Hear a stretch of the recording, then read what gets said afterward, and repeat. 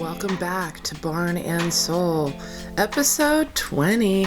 I'm Kendall, and today we're diving into a topic that's equal parts mystery and science, and that's how farm animals sense things that we often miss, and how humans, over time, have dulled many of the instincts that we once shared with them. But as always, before we jump in, let's set the stage with some fast facts. Dogs detect barometric pressure drops and show anxiety before storms up to 30 minutes in advance. It's not just restlessness, they pick up those subtle static electricity changes and even ozone smells generated by lightning, according to weather.com. Birds adjust their flight hours before storms, sensing infrasound, which are vibrations below human hearing generated by weather systems. This helps them avoid turbulent air. Dogs trained to sniff human breath or serum samples detect lung cancer with nearly 98% accuracy by sensing volatile organic compounds produced by tumors. It's a sense so precise, we're just beginning to harness it medically. That is crazy. Amphibians, like toads, have been documented leaving their breeding grounds days before earthquakes, likely due to sensing chemical changes or electromagnetic shifts in groundwater. That is incredible. One famous study recorded this behavior before a famous 2009 quake in Italy. That's from theguardian.com. And lastly, humans have lost about 70% of their olfactory receptor genes compared to dogs or goats, meaning our sense of smells is much weaker. Our reliance on technology has come at a sensory cost. You will hear my bird, Percy, in the background. I changed spots recently because I thought you could hear the traffic in the background, but now in the only other place I could record these, I am next to my 10-year-old parakeet, Percy. So we'll see how this goes. But anyway, these facts show us animals are deeply tuned to their environment, reading cues that we definitely don't notice. Let's explore how this plays out on farms like ours.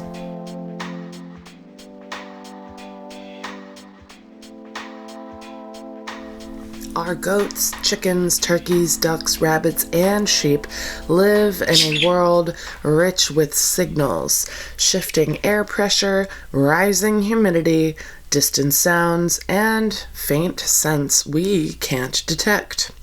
Take barometric pressure.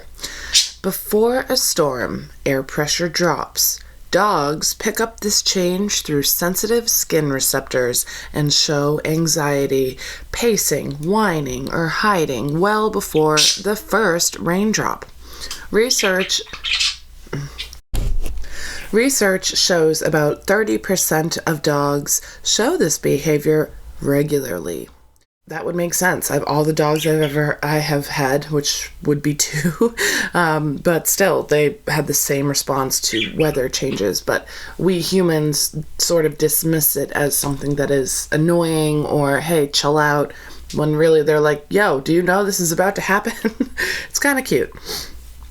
Birds use, as I mentioned, infrasound, which is low-frequency sound waves, to anticipate storms.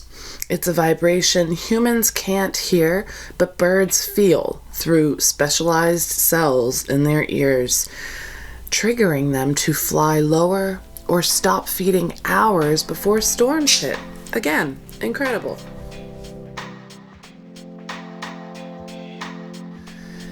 In the ocean, sharks sense changes in water pressure and currents and dive deeper ahead of hurricanes to stay safe. And as I said, amphibians like toads pick up on changes we just don't notice. They detect the shifts in groundwater chemistry or electrical fields that precede earthquakes. It's amazing. And beyond physical senses, possibly the most impressive, in my opinion, is animals' response to pheromones or other chemical cues, especially their response to emotional energy of those around them. I talk about this on the farm all the time as children are learning how to navigate and develop relationships with animals for the very first time. I tell them, if you're hyper, they're going to be hyper. If you're calm, they'll be calm. There's a whole series I should do about approaching animals. But in any case, goats are a great example, though. They can sense tension or calm in humans and each other. They pay attention to subtle body language and even scent. This multi-layered perception isn't magic, however impressive and astounding it may be. It's simply survival honed over millennia.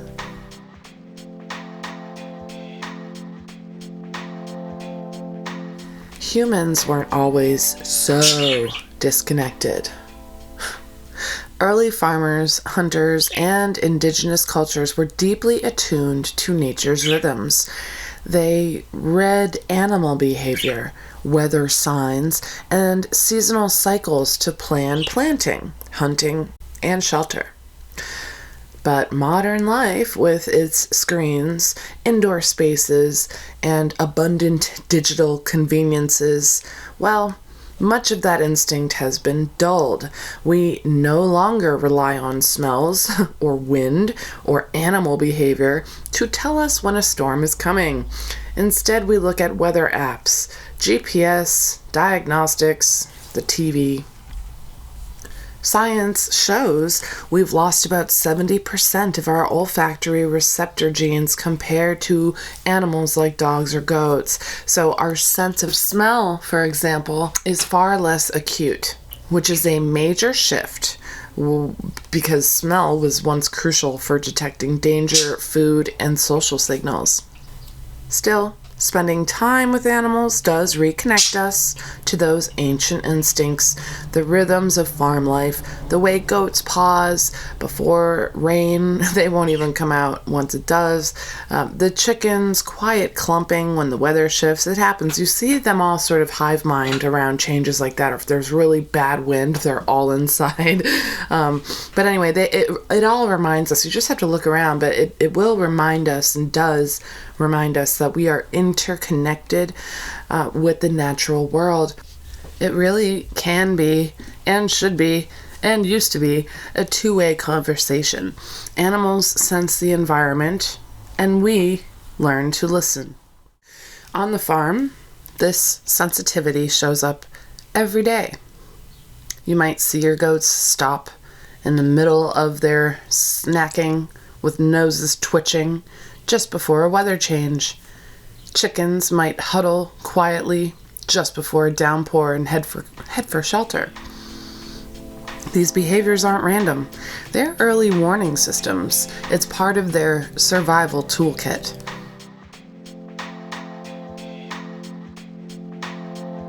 Animals also detect illness earlier than we do.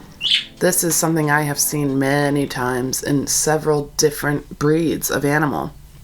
Trained dogs famously sniff out diseases like cancer or low blood sugar, and farm animals often change behaviors before symptoms appear.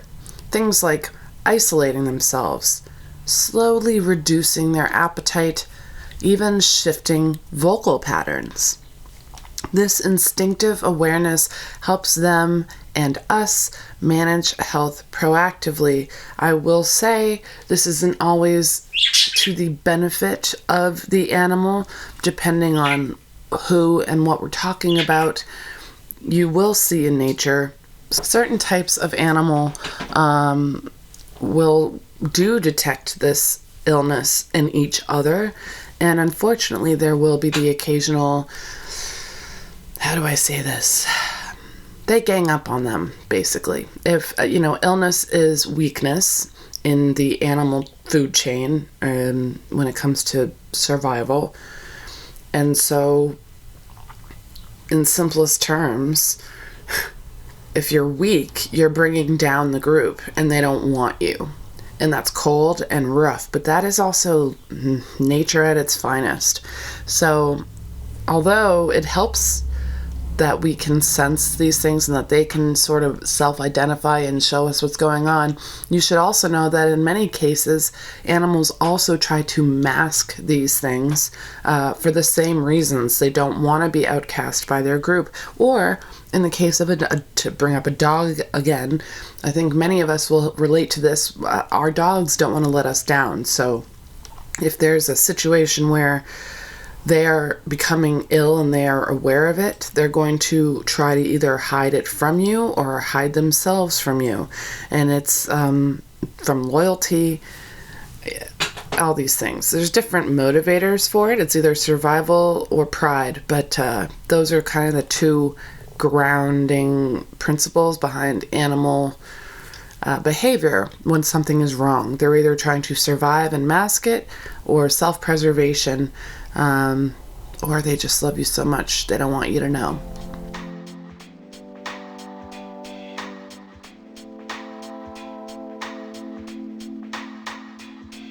Another good example would be our beloved and now passed on Ossabaw Island hog Pumpkin. He was 19, and this was a clear case of his body is quitting on him. It's not his brain, it's not his mind, it's not his spirit.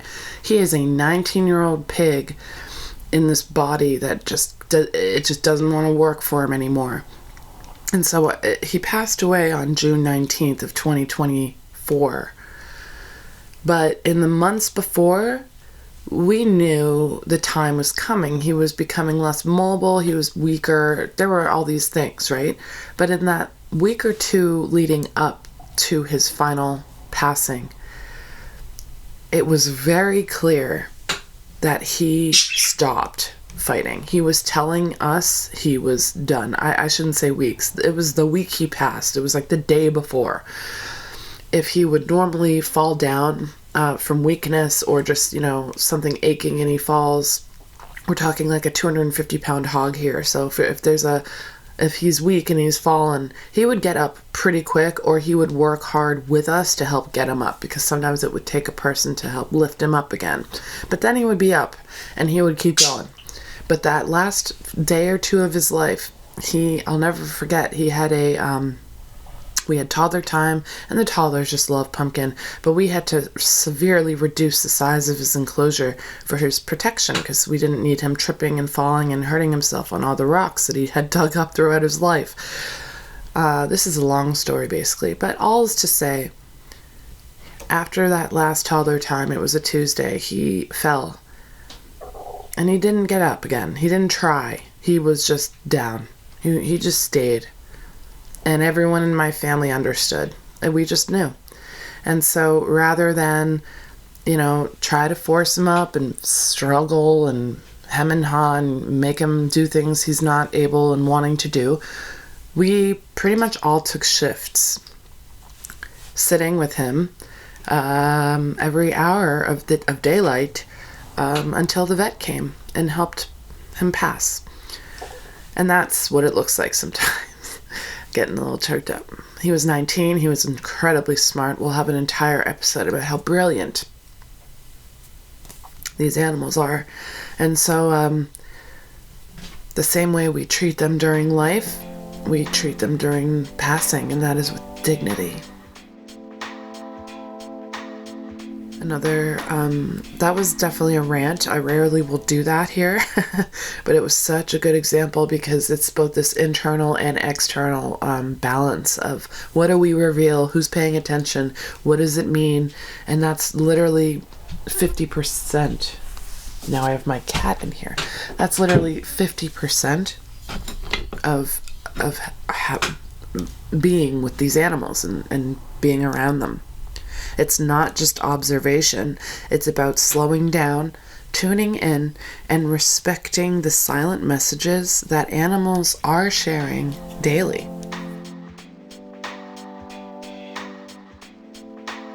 One of the most incredible and still mysterious abilities animals have is sensing natural disasters. Before the 2009 earthquake in Italy, L'Aquila, I'm not entirely sure, I'm going to check how to say that.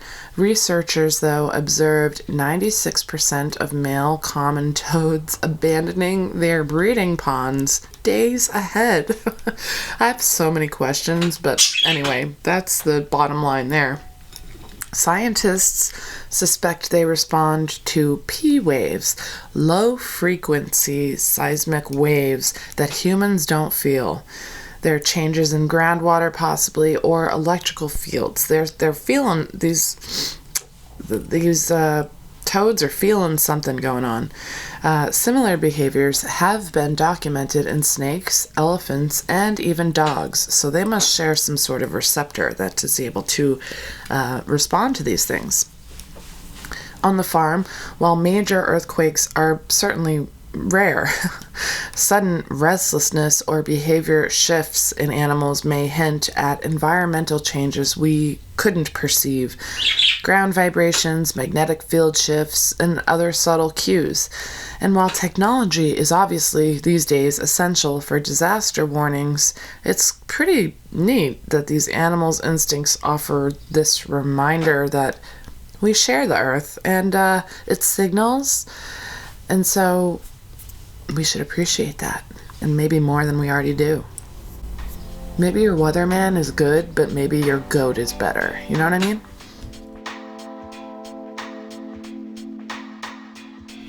This is all cool, but what do we do with it? What good is this to you? I mean, not a whole lot for you if you're sitting there in a car with no animals to look at, but if you're a farmer or someone who does have animals in your life, you can observe carefully. You should be noticing subtle changes, how they regularly move, eat, vocalize, or group together, and then perhaps what is weird if they're not doing those things. Important, keep records.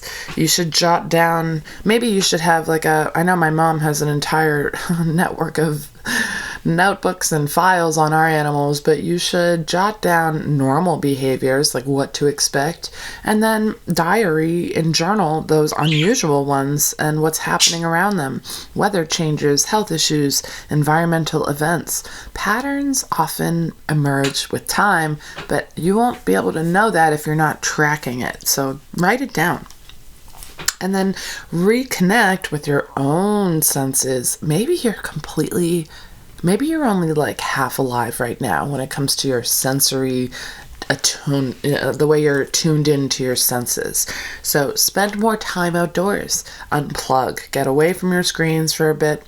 Paying attention helps rebuild our connection with nature. It's silly, but you could put a blindfold on and just see what you hear outside. What do you feel? Again, and journal these things. It could be fun. It could be eye-opening.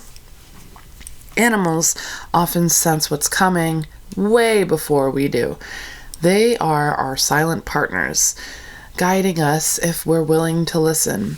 One thing I will also note on that is that the chickens especially, they are so good.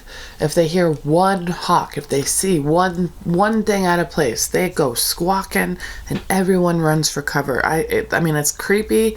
If 1 minute you're up in the farm and it's a bustling, poultry, farmscape, and then the next second it's abandoned and they're all inside and you're like, what's happening? It can be off-putting, but you know that they're looking out, and I think that's so cool.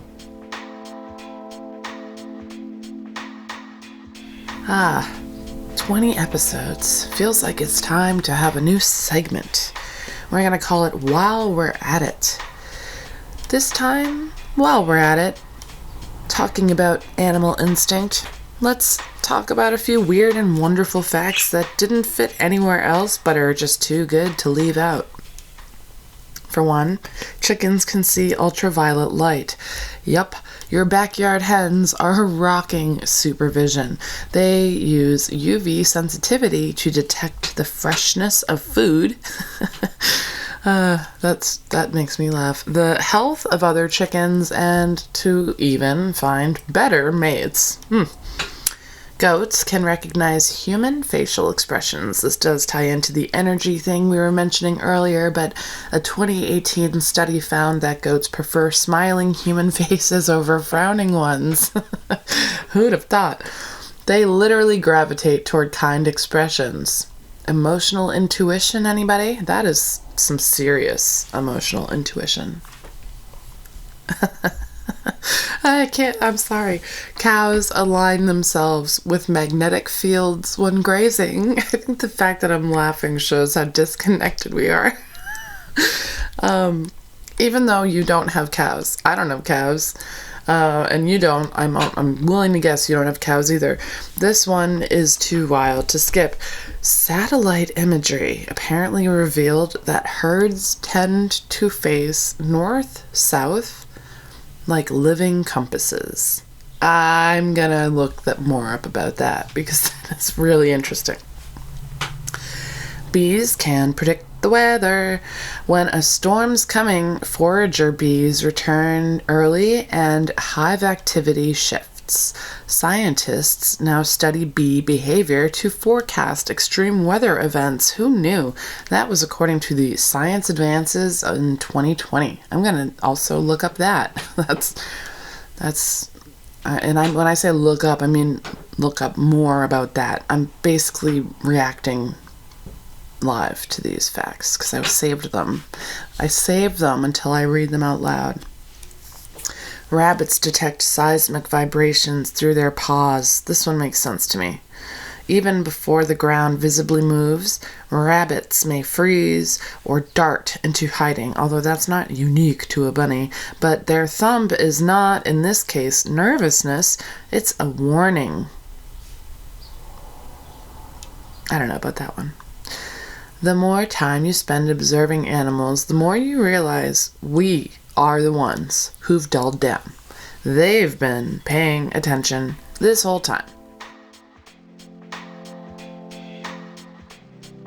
Thank you for joining me on episode 20. How did I do 20 of these? They have definitely been getting better as we go, without a doubt.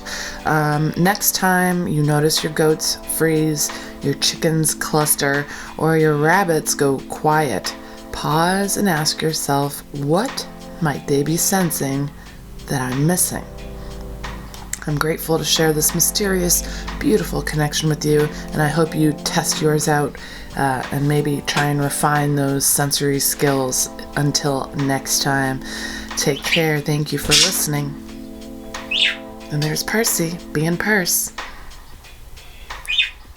You want to have anything? Do you want to add anything, Percy?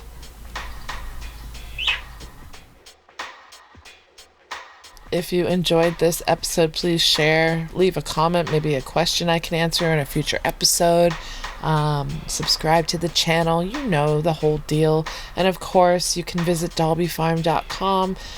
We do ship nationwide. Our country store has something for everybody.